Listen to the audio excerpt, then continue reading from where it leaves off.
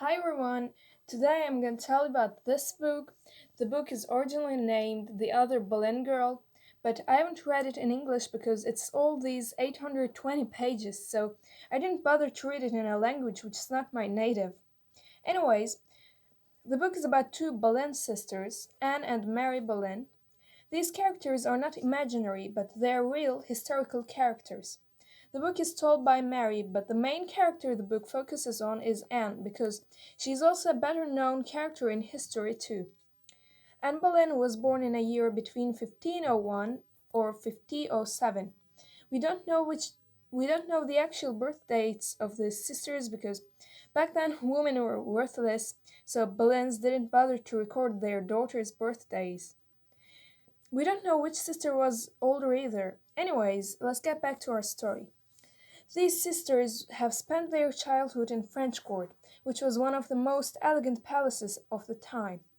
Anne was speaking fluent French and reading Latin. She was also obviously a native English speaker. When she was 15, when she was 15 or 16, she came back to the court, English court, with her different French style of wearing, and unlike other women at the court, with her dark eyes and brown hairs, with her wit, and she drew all the attention towards herself. Also, it didn't last long the king to realize her existence in the court.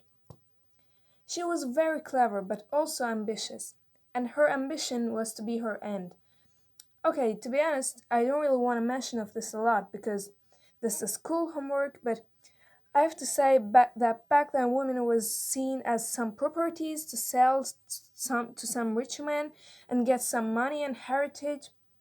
And soon Anne was offered to be the king's mistress, but unlike many women of that time, she didn't see this as an option, but she wanted more.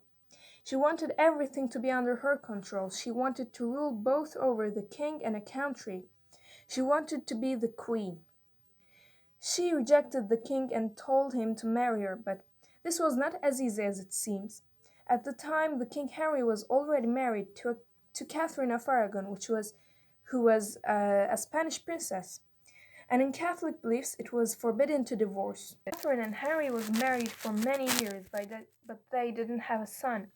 The only child they had was a daughter named Mary. Decades later, she was to be the queen and known as Bloody Mary of England. However, having a son was very important to a king, since if you don't have a son, your bloodline, your surname won't last on the throne. Therefore, their marriage was not going well, as Catherine miscarried many babies and a few sons of theirs died after birth. And Catherine was accused of all this by Henry. And Anne was fascinated Henry with her beauty and cleverness. Henry was crazy for Anne, but she was forcing him to marry her. So he decided to do that as Anne insisted.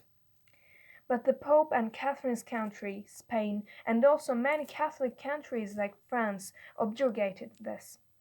Henry tried to convince the church with his divorce, but they never accepted this. Spain threatened him with starting a war. Pope threatened him with excommunicating him. But at that time Anne was so ruling over the king that she made him do everything she wanted. I mean, she was not the queen yet, but she was treated as she was in the court. And then about 10 years later of Anne coming to the court, Henry broke England from the Catholic Church and founded Anglican Church. Catherine of Aragon was a really religious woman and she was Catholic. On the contrary, Anne Boleyn was Protestant. So England has become Protestant and Anne has crowned as the Queen. A year later, in 7th April 1533, she gave birth to a daughter. I think you all heard about this woman, Elizabeth I. Next year she had a miscarriage, and next year again. Anne had many enemies at the court, so they filled the king's head with ideas saying that Anne was a witch, she seduced him with witchcraft and stuff. By the way, Catherine was sent to a small house and stayed there after Anne was crowned, and died there alone. She was not even allowed to see her daughter. Anyway, after these miscarriages, Anne lost her power over the king. Her last miscarriage was the final straw to Henry. Even though she was not guilty of any of these charges, she was blamed with witchcraft, adultery, and incest. She found guilty by the court and brought to the Tower of London. She stayed there as a prisoner about a week. After that she and 5 men, including her brother, have executed. She walked to her death in May 19th, 1536. Her daughter was only 3 years old when she was executed. Henry brought a skilled swordsman from France to Anne as a last favor, and she was the first queen to be executed publicly in the history. Maybe she was not an angel. In fact, she ruined many lives, Catherine of Aragon's at first, Thomas More, and many others. But does this mean she should have been killed only because she couldn't bear a son?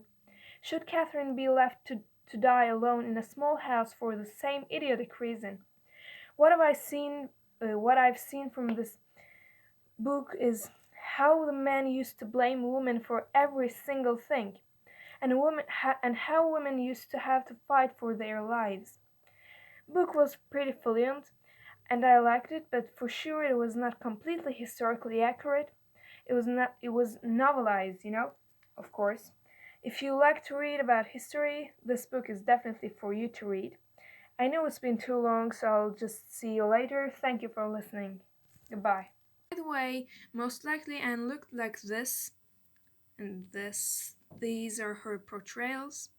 But all these portrayals were drawn after her death because Henry commanded her portrayals to be burnt after her execution. I don't know why, because he was a psychopath, I guess. Anyways, this is the end of my video. Thank you for watching again. Goodbye.